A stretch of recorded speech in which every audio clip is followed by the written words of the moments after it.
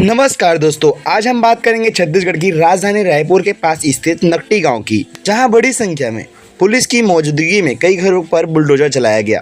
आखिर ऐसा क्यों हुआ, प्रशासन क्या कर रहा है और ग्रामीणों को पक्ष क्या है, आइए पूरी रिपोर्ट जानते हैं।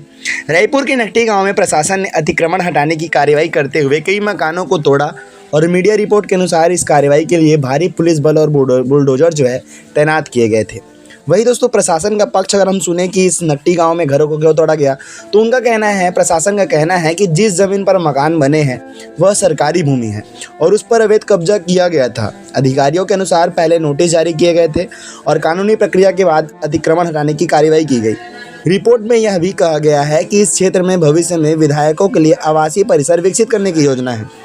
दूसरी ओर वहीं दोस्तों, ग्रामीणों का अगर हम दावा सुने तो उनका कहना है कि वे पिछले 30 से 40 वर्षों से यहाँ पर रह रहे हैं और उनका दावा है कि कई घर प्रधानमंत्री आवास योजना के तहत बने हैं और गांव में बिजली, पानी और अन्य सरकारी सुविधाएं भी दी गई है। इसलिए अचानक उन्हें अतिक्रमणकारी बताकर हटाना उनके अनुसार उचित नहीं लग रहा है। वहीं दोस्तों, ग्रामीणों का यह भी कहना है कि उन्हें पर्याप्त पुनर्वास और मूलभूत सुविधाओं की व्यवस्था किए बिना ही बेघर किया जा रहा है।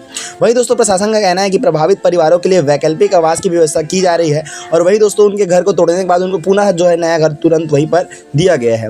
वही दोस्तों, इस कार्रवाई के बाद विपक्ष के कई नेताओं ने गाँव पहुँच करके प्रभावित परिवारों से मुलाकात की और सरकार के फैसले का विरोध किया। वही सरकार और प्रशासन का कहना है कि पूरी कार्रवाई कानून के अनुसार ही की गई है। वही दोस्तों, अगर हम पूरी बात का निष्कर्ष अगर हम समझने का प्रयास करें तो नकटी गांव का मामला केवल अतिक्रमण हटाने का नहीं है, बल्कि पुनर्वास, सरकारी योजनाओं और भूमि अधिकारों से जुड़ा एक बड़ा विवाद बन गया है।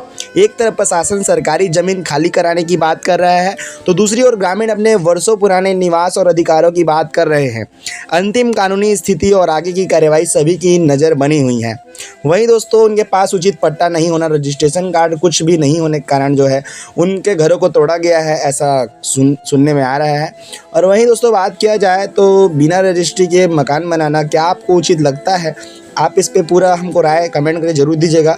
अगर आपको यह रिपोर्ट जानकारीपूर्ण लगी तो वीडियो को लाइक करें और चैनल को सब्सक्राइब जरूर करें और ऐसे ही तथ्यात्मक खबरों के लिए और जानकारी के लिए हमारे चैनल को सब्सक्राइब जरूर करें। मिलते हैं अगले वीडियो में। धन्यवाद।